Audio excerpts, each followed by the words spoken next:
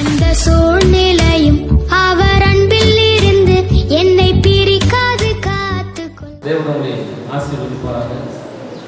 கலந்து கொண்டிருக்கிற யாவருக்கும் இயேசு கிறிஸ்துவினுடைய நாமத்தில் வாழ்த்துதலையும் வரவேற்பையும் கொடுக்கிறேன்.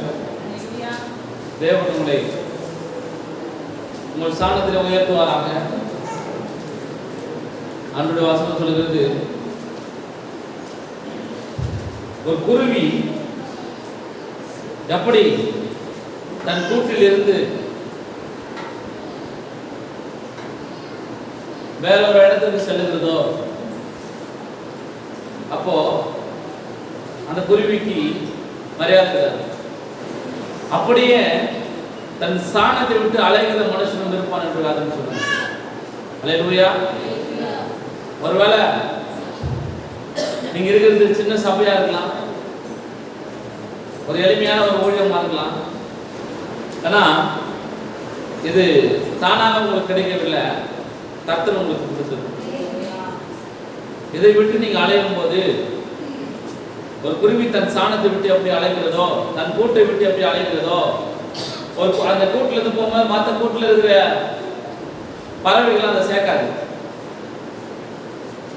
அதுதான் என்ன பண்ணும், அதுக்கு தனியா அதனால தான் என்ன பண்ணும், சின்ன குருவியா இருந்தா கூட அந்த தனக்கு ஒரு வீட்டை என்ன பண்ணும், கட்டிக்கணும். அல்லேலூயா. அது போல இந்த உலகத்துல இருக்கிற மனிதர்களாக நாம் இருந்தாலும் கர்த்தர் நமக்கு ஒரு சபையை கொடுத்துருக்காரு, நம்ம ஒரு வீட்டை கொடுத்துருக்காரு, நம்ம ஒரு குடும்பத்தை கொடுத்துருக்காரு. அல்லேலூயா. நம்ம இந்த கூடு நல்லா இருக்குது, அந்த கூடு நல்லா இருக்குது, வெளில இருந்து பார்த்தோம்னா நல்லா தான் தெரியும், உள்ள போனாதான் தெரியும் எந்த கூட்டுல எந்த பிரச்சனை இருக்குதுன்னு சொல்லி. அல்லேலூயா. கூடு அழகாது முக்கியம் இல்லை, தங்கத்து கூடு இருக்குதான் தான் முக்கியம். நீங்க எல்லாம் வெளி தோட்டத்தை பார்த்து மயங்குகிறத தேவன் விரும்புகிறது இல்லை. உங்க உள்ளான நோக்கத்துல தேவன் உங்களை எப்படி வச்சுக்கிறாரு அப்படின்னு சொல்லி நீங்க மற்றவங்களை போல என் ஆசீர்வாதம் கேட்கக்கூடாது. அதாவது உங்க போல நான் மாறணும் அப்படின்னு சொல்லி கர்த்தர் நீங்க கேட்கணும். அல்லேலூயா. அதான் தேவன் என்ன பண்றாரு, விரும்புகிறார். அல்லேலூயா. 1 கொரிந்தியர் 9ஆம் அதிகாரம் 24வது வசனத்தை நாம் வாசிப்போம்.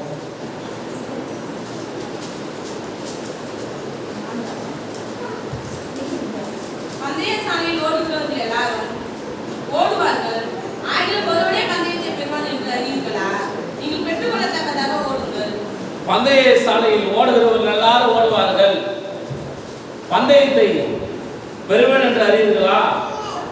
நீங்கள் பெற்றுக்கொள்ளத்தக்கதாக ஓடுங்கள். அல்லேலூயா. இன்னைக்கு பிரசங்கத்துடன் தலைப்பு என்னன்னா, ஒருவனே பந்தயத்தை பெறுவான், ஒருவனே பந்தயத்தை பெறுவான்.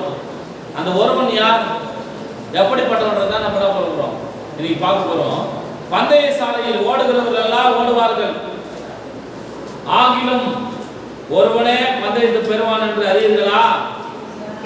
நீங்கள் பெற்றுக்கொள்ளத்தக்கதாக ஓடுங்கள். அது கீழே வாசிமா. பந்தயத்திற்கு போராடுகிற யாவரும் எல்லாவற்றிலும் இச்சையடக்கமாய் இருப்பார்கள். பந்தயத்துக்கு போறதுல எல்லாரும் அத கண்டிஷன் கொடுத்திருப்பாங்க. போதைப் பொருள் பயன்படுத்தக்கூடாது, குடிக்க கூடாது,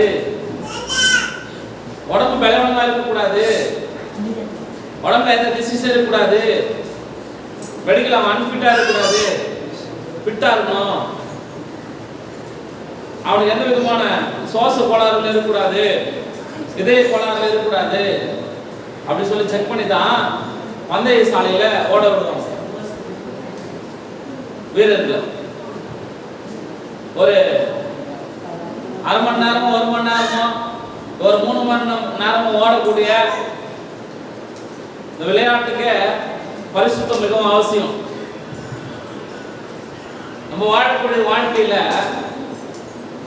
அதனால பரிசுத்தம் மிகவும் அவசியமா இருக்குது. அல்லேலூயா. அல்லேலூயா. பந்தய சாலையில் ஓடுகிறவனே உன்னை எவ்வளோ ஃபார்மாலிட்டிஸ்லாம் வைப்பான் என்றால், ஆண்டவராக இயேசு கிறிஸ்து உன்னை குழந்தையிலிருந்து பரிசுத்தமா வளர்க்க அவர் விரும்புகிறார். அல்லேலூயா. அதான் சொல்றாரு, இச்சை அடக்கமா இருப்பார்கள். பந்தய சாலையில் ஓடுகிறவங்க நம்ம இச்சை அடக்கமா இருப்பார்கள் அப்படி சொல்லி வேதம் சொல்லுகிறது. பந்தய சாலை ஓடுகிறவங்க இச்சை அடக்க வேண்டும் என்றால் பந்தய சாலையில் ஓடுகிறவனுக்கு பாவம் செய்யக்கூடாது என்றால் பரிசுத்த வாழ்க்கை வாழ வந்திருக்க நமக்கு தேவை இல்லையா? அல்லேலூயா அப்படின்னு சொல்லி வேதனை பண்ணுறது. நீங்கள் பெற்றுக்கொள்ளத்தக்கதாக ஓடுங்க. எல்லாம் வாடுறீங்க, எல்லாம் பைபிள் எடுத்து வரீங்க, எல்லாம் ஜபிக்கிறீங்க, எல்லாம் ஆண்டவருக்கு தேடுறீங்க.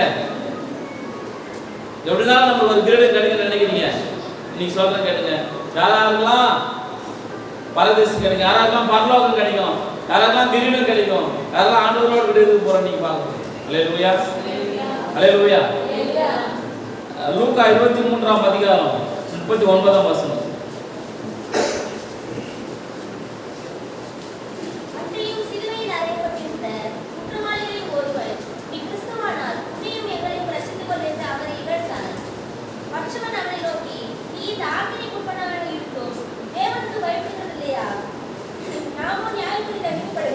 கவனிங்க, சிலுவையில் இருந்த அந்த ரெண்டு பேர் யாரு?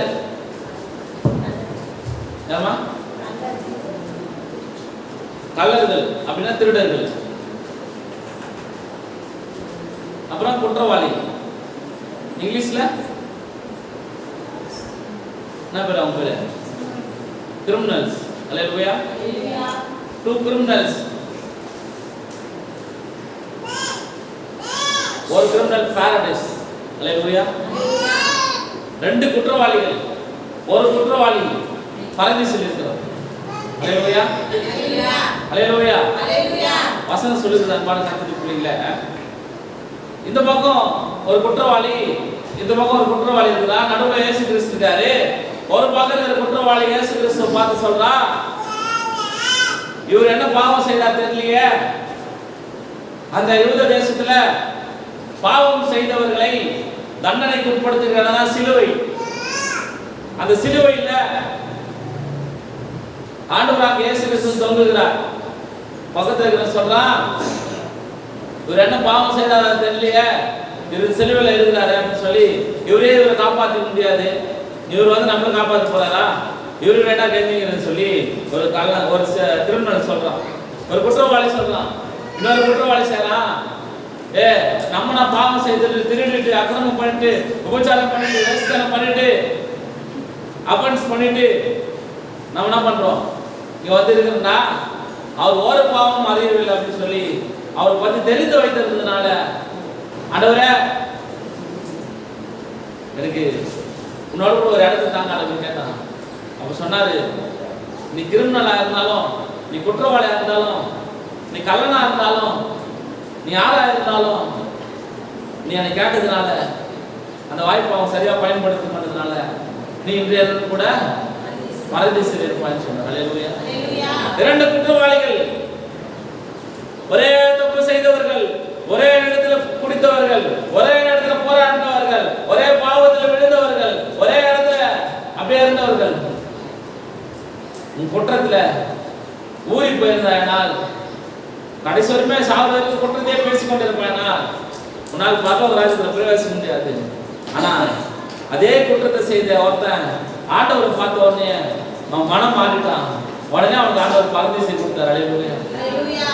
எத்தனை நாளைக்கு உன் குற்றத்திலேயே மூழ்கி கிடக்க போறீங்க, உன் பாவத்திலே மூழ்கி கிடக்க போறீங்க, அக்கிரமத்திலே மூழ்கி கிடக்க போறீங்க.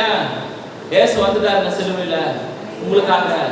அவரிடத்துல நம்ம கேளுங்க, பரதீசில் எனக்கு ஒரு இடத்தை தாங்க ஆண்டவர் அப்படின்னு சொல்லி அவர் உங்களுக்கு தர ரெடியா இருக்கிறார். அல்லேலூயா அல்லேலூயா. ரெண்டு பேரும் தான், ரெண்டு பேரும் குற்றவாளிகள் தான், ரெண்டு பேரும் கிரிமினல்ஸ் தான். ஆனா ஒருத்தர் என்ன பண்ணான், அவரோட கூட என்ன பண்ணான், பரதீசில் இருக்கிறான். அல்லேலூயா அல்லேலூயா. அவன் என்ன பண்ணான், உடனே என்ன பண்ணிட்டான், அவருக்கு குற்றவாளிகள் ஒருவர் இழந்தான், மற்றவர்களை இயேசுவை நினைத்தருளும் என்றான். அல்லேலூயா. உடனே அவர் நினைச்சார், அவர் நினைச்சாலே உங்களுக்கு பரலோகம், அவர் நினைச்சாலே உங்களுக்கு பரலோகம். அல்லேலூயா. அப்போ இரண்டு குற்றவாளி, ஒருவன் பரதீசில் போனான்.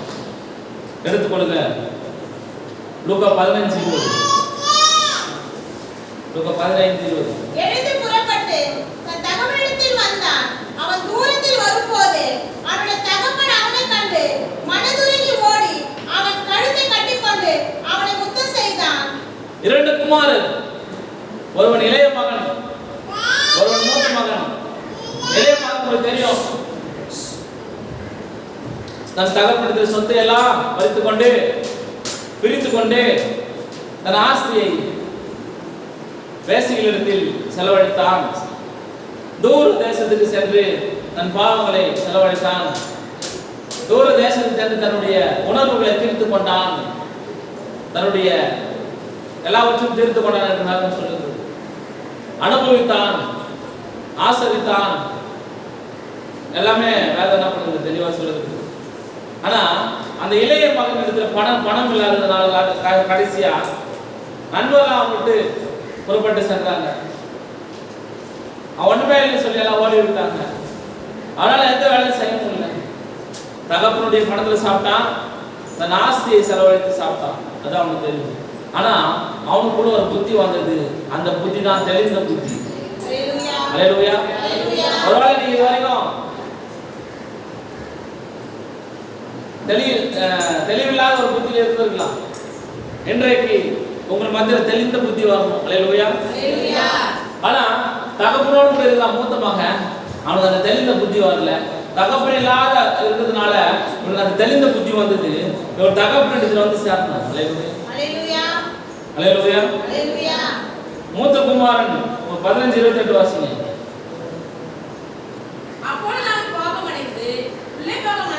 அவன் உள்ளே போக மனதில்லாத இருந்தான். புத்தி தெளிந்த இவன் உள்ளே போய் சேர்ந்தான். வாசிமா வாசிமா. அப்பொழுது அவன் கோபமடைந்து உள்ளே போக மனதில்லாத இருந்தான். தகப்பனே வெளியே வந்து அவனை வருத்தி அடித்தான். அவன் தகப்பனுக்கு பிரதித்திரமாக, இதோ இத்தனை வருஷ காலமாய் நான் உமக்கு ஊழியம் செய்து ஒரு காலம் உம்முடைய கற்பனைகளை மீறாது இருந்தோம். என் சிநேகிதருடன் நான் சந்தோஷமா இருக்கும்படி நீ ஒரு காலம் எனக்கு ஒரு ஆட்டுக்குட்டியை அவனுக்கு கொடுக்கவில்லை. உன்னை யாரும் சந்தோஷமா இருப்பானான்னு சொல்றது. இனி கூட நீங்க எல்லாரும் அப்படிதான் பண்றீங்க. உங்க வீட்டுக்கார பார்த்து உங்க மனைவி பார்த்துக்காதீங்க. இது வரைக்கும் நீ சம்பாதிச்ச கொடுத்துல ஒரு டீ குடிச்சிருப்பா, ஒரு சோறு கொடுத்துருப்பா, உண்டு வாங்கி சாப்பிட்டுருக்காங்க சொல்றீங்க. வாங்கி சாப்பிட்டு நீங்க சொல்றீங்க. முன்னாடி அனுபவிக்க வேணாம்னு சொல்றது. உங்க கணவர் சம்பாதிக்கிறது நீங்க அனுபவிங்க, உங்க மனைவி சம்பாதிக்கிறது நீங்க அனுபவிங்க. உங்ககிட்ட பணம் இருக்குது, நீங்க நல்லா சாப்பிடுங்க, நல்லா எல்லா செலவழிங்க. அதுதானே வாழணும். நீங்க குடும்பத்தில் எல்லாம் பேசுறது. ஆனா வாங்கி கொண்டா செஞ்சுக்கிறேன், வாங்கி சாப்பிட யார் வேணாம். மிஞ்சி போன ஆடி வாங்கி கொண்டுருவேன், சாப்பிடு. அல்லேலூயா. கவனிங்க. அது போலதான் இந்த மூத்த மகன், நான் ஒரு ஆட்டுக்குட்டியோட என் ஃப்ரெண்டோட சாப்பிட்டுருக்கா. அவ்வளவு பணக்கார பையன் ஒரு ஆட்டுக்குட்டி கூட சாப்பிட்டது இல்லையா? அப்ப எவ்வளவு கஞ்சித்தனமா இருக்குதுன்னு பாருங்க. இவன் வாரி கொடுக்குற இளைய மகன் காலி ஆயிடுச்சு. அப்பா வீட்டுல வந்து சேர்ந்தான். இன்னைக்கு கூட நம்ம ஒரு பாவியா இருக்கலாம், நம்ம உலகம் ஏத்துக்காம இருக்கலாம், முன்னாடி கிறிஸ்தவ நம்ம ஏத்துக்காம இருக்கலாம், நம்ம ஸ்டைல் அவனுக்கு பிடிக்காம இருக்கலாம். ஆனா தகப்பன் நம்மள ஏத்துங்க. அல்லேலூயா. அவன் உள்ள வர மனது இல்லாத இருக்கிறான். அநேக கிறிஸ்தவன் பைபிள் நல்லா படிப்பான், பைபிள் பிரகாரம் வாழ மாட்டான், நல்லா ஜெபிப்பான், ஜெபம் பண்ற மாதிரி வாழ மாட்டான். அல்லேலூயா. அப்போ இந்த இளைய மகன் தகப்பனிடத்துல உள்ள வந்து சேர்ந்தான். பாவம் செய்தா கூட, ஆனா பாவமே செய்யல, தகப்பனிடத்துல உள்ள வர மனது இல்லாத இருக்கான். நிறைய பேர் பாவமே செய்ய மாட்டான். அல்லேலூயா. நம்ம எல்லாம் பாவமும் செய்வோம், ஆனா தகப்பனிடத்துல உள்ள இருக்கிறோம். எல்லாம் ஒரு பாவத்தையும் செய்யாத உள்ள வர மனது இல்லாத இருக்கு நிறைய பேர் இருக்கிறோம். அல்லேலூயா. நம்ம எல்லாம் பாவமும் செய்யறோம், கர்த்தர் நம்ம மன்னிச்சு உள்ள கூட்டு வந்துட்டாரு. நான் பாவமே செய்யலன்னு சொல்லி எட்வாடா உட்காந்துக்கிறான். அவனா தகப்பனுடைய வீட்டுக்கு வெளியே இருக்கிறான். இளைய மகன் உள்ள வந்து சேர்ந்தான். அல்லேலூயா.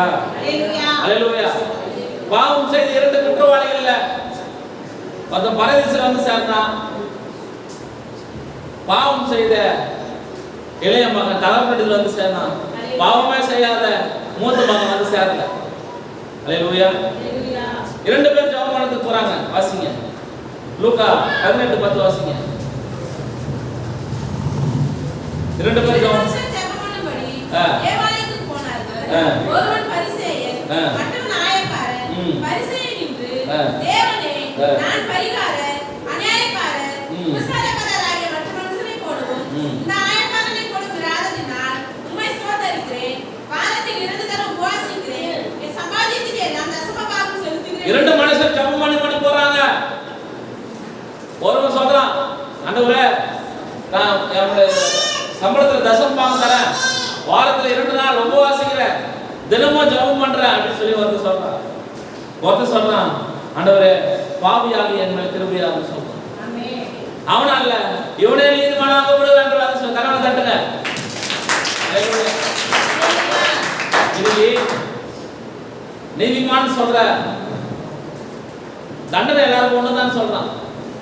குற்றவாளி சொல்றான், டேய் நமக்கு 2 பேருக்கு தான் தண்டனை, என்னடா அவருக்கு 6 கேஜி போட அப்படின்னு சொல்லிட்டு சட்டத்தை பேசுறான். குற்றவாளி தான் சொல்றான், அவன் பேசுறது கரெக்டா அந்த இடத்துல, அவன் சூப்பரா பேசினான், அதான் அவன் பேசுறதா ஒரிஜினல் சட்டம். டேய் நமக்கு 2 பேருக்குன்னா தண்டனை அந்த ஏசுன்னு சொல்றாங்க, அதுதான் அவன் பேசுற உலகத்துக்கு ரீதியா. ஆனா ஆவிக்குரிய ஏசு சொன்னாரு, எவனால நீ பரலோகத்துக்கு போப்பான்னு சொல்றாரு. உலக சட்டம் இங்க வேலைக்கு வரும். அல்லேலூயா. தேவனுடைய சட்டம் ஒன்று இருக்குது, அதை அவன் என்ன பண்ணிச்சு, பாவத்தை மன்னிச்சு அவனை பரதேசி கூப்பிடுச்சு. 2வது, உலகத்தின் ரீதியா கல்லெறிந்து கொல்லப்பட வேண்டும் இளைய மகன் ஆசையை அழைச்சுட்டான், பாவம் செய்துட்டான், அநேக யூதர்கள் கலாச்சாரத்தின் பிரகாரம் அவன் ரொம்ப கெட்டு போயிட்டான். அவனை கல்லெறிந்து சாக வேண்டிய நிலைமையில தகப்பனிடத்துல வந்து சேர்ந்துட்டான். தகப்பன் அவனை ஏற்றுக்கொண்டான். அல்லேலூயா. நல்லா வாழ வேண்டியவன் உள்ள வர மனது இல்லாம முடுக்கின்னு போயிட்டான். இன்னைக்கு நிறைய கிறிஸ்துவ தன் சொந்த ரட்சகரா நினைக்கிற மாம்சிக ரீதியில நிறைய பேர் என்ன பண்றாங்க, இயேசு கிறிஸ்துவ உள்ள தகப்பனிடத்துல உள்ள வராம பாரம்பரியங்கள் நினைச்சு வெளியே நின்றுக்கிறாங்க. மேற்கொண்டு பார்க்கலாமா, நடப்பயணம் மேற்கொள்ளலாமா, இங்க வாழலாமா, அங்க வாழலாமா, எங்க வாழலாமா? ஐயா, நம்ம பயணிக்க வேண்டிய ஒரே இடம் முழங்கால். தகப்பனிடத்துல வந்து சேரக்கூடிய நாட்கள். அல்லேலூயா. தகப்பனிடத்துல வந்து சேர வேண்டும். அவர் எதிர்பார்க்கறான்னா உன் பொருள் பண்ண எதிர்பார்க்கலாம். உன் பொருளெல்லாம் அவருக்கு தேவையில்லை. உன் பொருளெல்லாம் யாருக்கு தேவை? ஊழியத்துக்கு தேவை, ஆண்டவருக்கு தேவையில்லை. அல்லேலூயா. உன்னுடைய பொருட்கள், உன் பணங்கள், உன் காணிக்கைகள் யாருக்கு தேவைன்னா பூமியில இருந்த ஊழியர்களுக்கு தான் தேவை, ஆண்டவருக்கு தேவையில்லை. அல்லேலூயா. நிறைய பேர் என்ன பண்ண, போய் சொல்லி ஆண்டவருக்கு தேவை ஆண்டவருக்கு தேவை ஏமாத்தி உட்காந்து இருப்பான் கொழுத்து போய். அல்லேலூயா. ஆண்டவருக்கு தேவையில்லை, ஆண்டவருடைய ராஜ்யத்துக்கு தேவை. அல்லேலூயா. அவருடைய பணிகளுக்கு தேவை, அவருடைய இறை பணிக்கு தேவை, அவருடைய களப்பணிக்கு தேவை, அவர் உண்டாயிருக்கிற தரித்திரருக்கு தேவை, அவர் வைத்து போயிருக்கிற மக்களுக்கு தேவை. அல்லேலூயா அப்படின்னு சொல்லி வாதனப்படுது. அதான் சொல்றாங்க, கடவுளுக்கு தரும் காணிக்கையை விட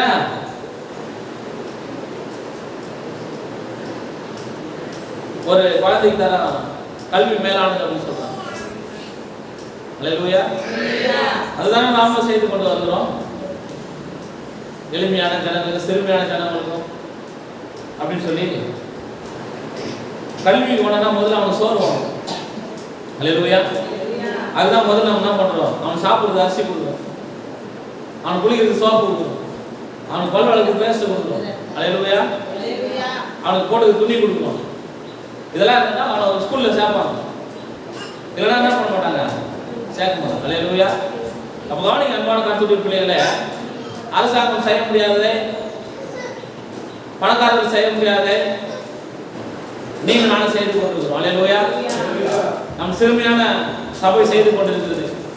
2 மனுஷர் ஜெபம் பண்ண முடி போறாங்க தேவாலயத்துக்கு. ஒருவன் சொல்றான், தன்னுடைய பெருமை பேசுறான், ஆண்டவரே நான் இது பண்ண அப்படின்னு சொல்லி. ஒருத்தர் சொல்றான், ஆண்டவரே இது சிறிய அறிவு, இதெல்லாம் பண்ணி எதை செய்துக்கணும், நான் என்ன பண்றேன், பாவியா இருக்கேன் ஆண்டவரே, நான் எதுவும் செய்யல உங்களுக்கு, ஆனா என் ஜெபத்தை ஏற்றுக்கொள்ளுங்க அப்படின்னு சொல்லிட்டான். அவன் பாவத்தை அறிக்கை செய்யறான். உடனே ஆண்டவர் அவனுடைய ஜெபத்தை என்ன பண்றாரு, கேட்கிறார். அல்லேலூயா. அல்லேலூயா. அப்ப 2 குற்றவாளிகள், ஒருத்தன் பரதேசி ஏற்றுக்கொள்ளப்பட்டான், 2 குமாரர்கள், ஒருத்தன் வீட்டுக்குள்ள சேர்த்து கொள்ளப்பட்டான், ஒருத்தன் சேர்த்து கொள்ளப்படவில்லை. 2 பேர் ஆலயத்தில் ஜெபம் பண்ணும்போது ஒருத்தனோட ஜெபம் கேட்கப்பட்டுச்சு, ஒருத்தனோட ஜெபம் கேட்கப்படல. 4வது வாசிங்க, லூக்கா 10:38.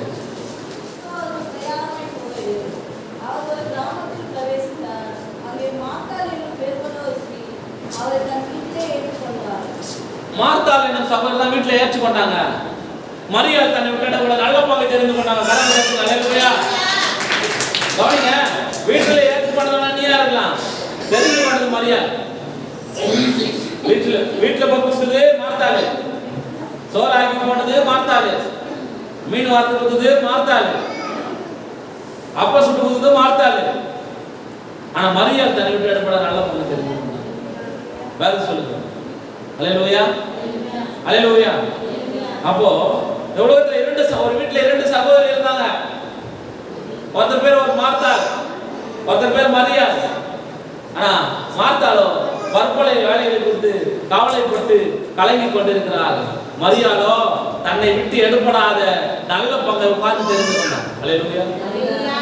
அப்போ 2 மனுஷர் ஜெபம் பண்ணும்போது ஆண்டவர் ஜெபத்துக்கு கேட்கிறாரு. 2 மனுஷிகள் வீட்டுல இருக்கிறாங்க. ஒருத்தி ஆண்டவருடைய வார்த்தையை ஏற்றுக்கொள்றா, ஒருத்தி உலக வேலைக்கு முக்கியத்துவம் கொடுக்குறா. மார்த்தாலும் நல்லவதான், நான் வார்த்தையை ஏற்றுக்கொள்ளும். மார்த்தா ஆண்டவர் சோறாக்குனாதான், மார்த்தா ஆண்டவர் வரவேற்றாதான், வாயில இருந்து மட்டும் வரவேற்றா, வண்டாரம் தான் சோறு போட்டா. ஆனா வசனத்தை தன் இருதயத்தில் ஏற்றுக்கொண்டா மரியாள், தன்னை விட்டு எடுபடாத நல்ல பங்கை தெரிந்து கொண்டார். அல்லேலூயா, அல்லேலூயா. நல்ல பங்கை தெரிந்து கொண்டார் என்று வேறும் சொல்லுகிறார். பல கருத்துக்கள். அல்லேலூயா. ஆதியாகமம் 4ஆம் அதிகாரம் 3ஆம் வசனம்.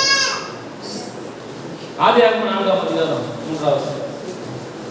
சில நாள் சென்ற பின்பு காயின் நிலத்தின் கனிகளை கர்த்தருக்கு காணிக்கையாக கொண்டு வந்தான். ஆபேல் தன் மந்தையின் தலையீற்றுகளிலும் அவைகளின் கொழுமையானவைகளில் சிலவற்றை கொண்டு வந்தான். இப்போ இந்த கதை உங்களுக்கு தெரியும், இந்த சம்பவம் உங்களுக்கு தெரியும். கதை கிடையாது, சம்பவம். காயின் ஆபேல் 2 பேர் இருந்தாங்க. காயினின் காணிக்கையை கர்த்தர் அங்கீகரிக்கவில்லை, ஆபேலின் காணிக்கையை கர்த்தர் அங்கீகரிச்சார். சில நாள் சண்டை பின்பு ஆண்டவருக்கு 2 பேர் காணிக்கை எடுத்துட்டு போறாங்க. காயினின் காணிக்கையை கர்த்தர் அங்கீகரிக்கவில்லை, ஆபேலின் காணிக்கையை கர்த்தர் அங்கீகரிக்கிறார். அப்படின்னு பார்க்கும்போது 2 பேர் காணிக்கை என்ன பண்ணல, ஒருத்தர் காணிக்கை அங்கீகரிக்கிறாரு, ஒருத்தர் காணிக்கை அங்கீகரிக்கல. அல்லேலூயா. ஏன் அங்கீகரிக்கலன்னு சொன்னா, ஒருத்தர் சொல்றான் ஆபேல் சாப்பிட்டு விட்டு காயின் சாப்பிட்டு விட்டு எடுத்து போறான், ஆபேல் அப்படி எடுத்து போறான். அப்படிலாம் கிடையாது. அவர் அது மேட்டர் இல்லை, அவர் இருதயம் மேட்டர். காயின் இருதயம் சரியில்லை, ஆபேலின் இருதயம் சரியா இருக்குது. அல்லேலூயா. காயினின் முகநாடி வேறுபட்டது, ஆபேலின் முகநாடி வேறுபடவில்லை. அல்லேலூயா. எப்பொழுது உங்களுக்கு சொல்றேன், நீங்க மன உற்சாகத்தோடு கொடுத்த ஆண்டவர் எதிர்பார்க்க தவிர முறுமுறுத்துன்னு கொடுத்து அவர் எதிர்பார்க்கணும். அல்லேலூயா.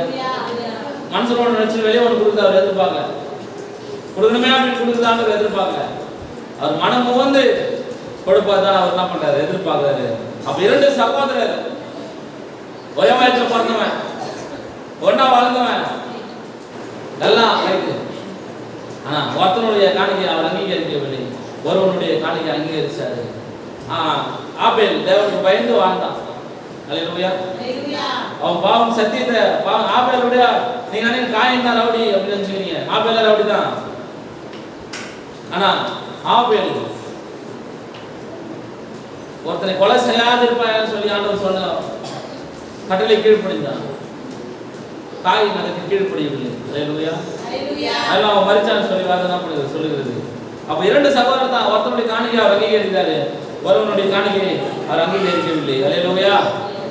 அப்போ ரூத் 1ஆம் அதிகாரம் 14ஆம் வசனம். சத்தமிட்டாலும் அதிகமாய் அழுதார்கள். ஒருவர் தன் மாமியை முத்தமிட்டு போனார், ரூத் அவரை விடாமல் பற்றி கொண்டார். ரூத்னு ஒரு அம்மா இருந்தாங்க, நகோமின்னு ஒரு அம்மா இருந்தாங்க. அவளுக்கு 2 மகன்கள் இருந்தாங்க, ஒரு கணவர் இருந்தாங்க. அவளுக்கு 2 மருமகள்கள் இருந்தாங்க. ஒருத்தர் பேர் ரூத், ஒருத்தர் பேர் ஓர்பால். ஓர்பால் கணவன் 2 பேரும் என்ன பண்ணாங்க, இறந்துட்டாங்க. ரூத்துடைய கணவன் இறந்துட்டான், ஓர்பாலுடைய கணவன் இறந்துட்டாங்க. 2 பேரும் மாமியாரை முத்தமிட்டு சொல்லிட்டு போயிடுங்க. அல்லேலூயா. ஆனா இந்த ரூத் என்ன பண்றா அப்படின்னு சொன்னா, நீ எங்க போனாலும் அங்கேயே வர அப்படின்னு சொல்லி மாமியார் கூட போறான். இந்த ஓர்பால் தன் இச்சைக்காக அந்த தேசத்துல வேற ஒருத்தரை தேடிட்டு போயிட்டான். அல்லேலூயா. அப்படிதான் வேற என்ன பண்ணுது சொல்லுகிறது. அல்லேலூயா. அப்போ மாமியாரை சார்ந்து வந்த, நகோமியை சார்ந்து வந்த அந்த ரூத்துக்கு அரண்மனை கிடைச்சது. ரூத்துடைய சந்ததியில இருந்து ஆண்டவர் பிறந்தாரு. தாவீதின் சந்தையில் ஆண்டவர் என்ன பண்ணாரு? பிறகுறாரு. 2 பேர் தான். ஒருத்தி சோரம் போயிட்டா, ஒருத்தி அரண்மனையில் வாழ்ந்து காட்டின. அல்லேலூயா. ஆண்டவருடைய வார்த்தைக்கு கீழ்ப்படிந்த, ஏன்னா நகோமி சொல்றாங்க நான் பெத்தேலுக்கு போறேன் அப்படின்னு சொல்லி அவரோட கூட என்ன பண்ண பெத்தேலுக்கு வந்த ரூத் ஆசீர்வதிக்கப்பட்டான். மோவாவுக்கு போன ஓர்பால் நாசமாக்கி போனான். அல்லேலூயா. எங்க போனா நம்ம 2 பேர் போவோம். ஒருத்தர் நல்லா படிச்சு முன்னேறிடுவாங்க, ஒருத்தர் ஃபெயில் ஆயிடுவாங்க. இதுக்கெல்லாம் நான் காரணம் சொன்னா நம்ம மேல கிருபை இருக்குது, அவன் மேல கிருபை இல்ல. அல்லேலூயா. அல்லேலூயா. ஆதியாகமம் 25ஆம் அதிகாரம் 23ஆம் வசனம்.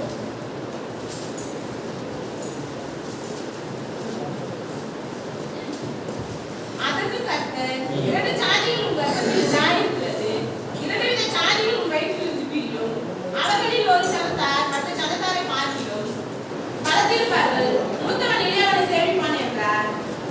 2 ஜாதிகள் என்றால் 2 நாட்டை உருவாக்க போகிறவர்கள். ஏசாவு யாக்கோபு இருக்கிறாங்க. ஏசா ஒரு தேசத்தை உருவாக்கினா, யாக்கோபு ஒரு தேசத்தை உருவாக்கினாரு. அல்லேலூயா. அல்லேலூயா. ஜாதி என்பது நேஷன்ஸ் பைபிள்ல. அல்லேலூயா. அதனால சாதி என்பது வேற, ஜாதி என்பது வேற அப்படின்னு நீங்க புரிந்து கொள்ளுங்க ஒவ்வொரு நாளும். ஏன்னா நிறைய பேர் சொல்றாங்க பைபிள்ல ஜாதி ஜாதின்னு போட்டுருந்த, பைபிள்ல எந்த இடத்துலயுமே சாதின்னு இருக்காது, கம்யூனிட்டின்னு இருக்காது, எங்கேயுமே என்ன பண்ணாது, இந்த பைபிள்ல கிடையாது. அப்படி நம்ம பார்க்கும்போது ஜாதி என்பது அங்க நேஷனல்ஸா என்ன பண்ணுறது மாறுது இங்கிலீஷ்ல. அப்படி நீங்க பார்க்கும்போது இந்த யாசாவும் யாக்கோபும் என்ன பண்ணாங்க, தாயின் கர்ப்பத்தில் இருக்கும்போது ஒரே கர்ப்பத்தில் இருக்கிறாங்க. ஆனா வேற வேற ஜாதிகள் என்ன பண்றாங்க, மாறுகிறார்கள். அல்லேலூயா. அப்போ கர்த்தரிடத்துல யாருக்கு தயவு கிடைச்சது? யாருக்கு தயவு கிடைச்சது? யாக்கோபுக்கு தயவு கிடைத்தது. ஏசாவுக்கு கர்த்தருடைய கண்களில் அல்லேலூயா தயவு கிடைக்கவில்லை. அல்லேலூயா. ஒருவன் ஆசீர்வதிக்கப்பட்டான், யாக்கோபை சிநேகித்து ஏசாவை வெறுத்து என்று சொன்ன ஆண்டவர் சொல்றார். அல்லேலூயா. யாக்கோபை சிநேகிக்கிறாரு, ஏசாவை வெறுக்கிறாரு. ஏன்னா அவன் ஆண்டவருடைய கட்டளைக்கு கீழ்ப்படியவில்லை. மனம் போன போக்கில் போனான், மனம் போன வாழ்க்கை வாழ்ந்தான். அல்லேலூயா அப்படின்னு சொல்லி வேதம் சொல்லுகிறது. அல்லேலூயா. ஒருவனே பந்தயத்தை பெறுவான் தான் நீ பிரசங்கத்தின் தலைப்பு. 2 பேர் சபையில உட்கார்ந்து இருக்கலாம், ஒருத்தன் பரலோக ராஜ்யத்தை எடுத்துக்கொள்ளப்படுவான். 2 பேர் எந்திர அறிகிறவர்களா இருப்பாங்க, ஒருத்தர் என்ன பண்ணுவாங்க, பரலோகத்தை எடுத்துக்கொள்ளப்படுவாங்க. 2 பேர் என்ன பண்ணுவாங்க, விமானத்தை ஓட்டுறவங்களா இருப்பாங்க, ஒருத்தர் எடுத்துக்கொள்ளப்படுவாங்க. 2 பேர் வயல்வெளியில் இருப்பாங்க, ஒருத்தர் எடுத்துக்கொள்ளப்படுவாங்க. வேதம் சொல்லுகிறது. அல்லேலூயா. அப்போ நானா சொல்றேன் அப்படி சொன்னா யாரெல்லாம் ஆண்டவர் நம்பி உண்மையா வராங்களோ எல்லாரும் எடுத்துக்கொள்ளப்படணும், எல்லாரும் ஆண்டவர் சமூகத்துலாம் போட்டு இருக்கணும்னு சொல்லி நான் விரும்புகிறேன். அல்லேலூயா. ஒருவனே பந்தயத்தை பெறுவான். 2 குற்றவாளி, ஒரு குற்றவாளி போய் சிறைக்கு சென்ற குற்றவாளியை நாம் இருக்கக்கூடாது. பாரடைஸ் பரலோகத்துக்கு செல்கிற குற்றவாளியை நாம் என்ன பண்ணணும், இருக்க மன்னிக்கப்பட்ட குற்றவாளியை நாம் இருக்க வேண்டும். அல்லேலூயா. 2 குமாரர்கள் இருக்கிறாங்க. அந்த 2 குமாரர்கள மூத்தவனை போல நாம் இல்லாதபடிக்கு தகப்பனிடத்தில் உள்ள சென்ற இளையவனை போல நாம் இருக்க வேண்டும். அல்லேலூயா. 2 மனுஷன் ஜெபம் பண்ணும்போது இருக்கிறாங்க. அதுல இவனை போல நம்ம இல்லாதபடிக்கு, நான் எல்லாத்தையும் கொடுக்குறது சொல்றவனை போல இல்லாதபடிக்கு பாவியாக என் மேல் கிருபையாக சொல்லி அவனை போல நாம் இருக்க வேண்டும். 2 சகோதரிகள் இருக்கிறாங்க, மார்த்தாள் மரியாள். மார்த்தாளை போல இல்லாதபடிக்கு நாம் மரியாதை போல இருக்க வேண்டும். அல்லேலூயா. ஆபேல் காயின் 2 பேர் இருக்கிறாங்க, காயின் போல இல்லாதபடிக்கு ஆபேலை போல ஆண்டவருக்கு கீழ்ப்படிந்தவர்களா இருக்க வேண்டும். அல்லேலூயா. ஓர்பாலை போல இல்லாதபடிக்கு ரூத்தை போல நாம் இருக்க வேண்டும் என்று வேதம் சொல்லுகிறது. ஏசாவை போல இல்லாதபடிக்கு யாக்கோபு போல இருக்க வேண்டும் என்று வேதம் சொல்லுகிறது. அல்லேலூயா. இப்படியாக நீ வாழ்ந்துருக்கா, பந்தய சாலையில் ஓடுகிறவர்கள் ஓடுவாங்க, ஒழுக்கத்தோடு ஓடுறவங்களுக்கு பலன் இருக்குது. அல்லேலூயா. அல்லேலூயா. ஒழுக்கத்தோட எல்லாத்தையும் ஓடுறாங்க, எல்லாவற்றுக்கும் பலன் இருக்குது. எல்லாத்துக்குமே குறுக்கு வழி இருக்கக்கூடாது, நேர் வழி தான் நமக்கு அவசியமா இருக்கு. நான் உங்களுக்கு சொல்லித்தர எனக்கு தெரிஞ்ச ஒரே ஒரு வழி. நானே வழி, நானே சத்தியம், நானே ஜீவன். இந்த வழியில போனீங்கன்னா நீங்க கேட்கறதெல்லாம் இலவசமா கிடைக்கும். பிசாசின் வழியில நீங்க போகும்போது கிடைக்கும், ஆனா கொஞ்ச நாள் முடிஞ்சிடும். இது ஆசீர்வாதமான வழி. இப்ப கொஞ்சம் கஷ்டப்பட்டாலும் 1000 தலைமுறைக்கு ஆசீர்வதிப்பார், 1000 தலைமுறை இறங்க செய்வார். அல்லேலூயா. ஆனா இந்த பிசாசின் வழியில நீங்க போகும்போது அவன் நீங்க பாதி வழியில போகும்போது உங்களை பிடிச்சிருவான், கழுத்துல வச்சிருவான். அல்லேலூயா. அவனோட வேலையில கொஞ்சம் தீவிரமா என்ன பண்ணுது இருங்க. 2 தான், அது 1 பெஸ்டா இருக்கும். அல்லேலூயா. 2 தான், அதுல 1 என்ன பண்ணணும், பெஸ்டானதா நீங்க என்ன பண்ணணும், எடுத்துக்கொள்ள வேண்டும் என்று அன்பான கர்த்தருடைய பிள்ளைகளே. அல்லேலூயா.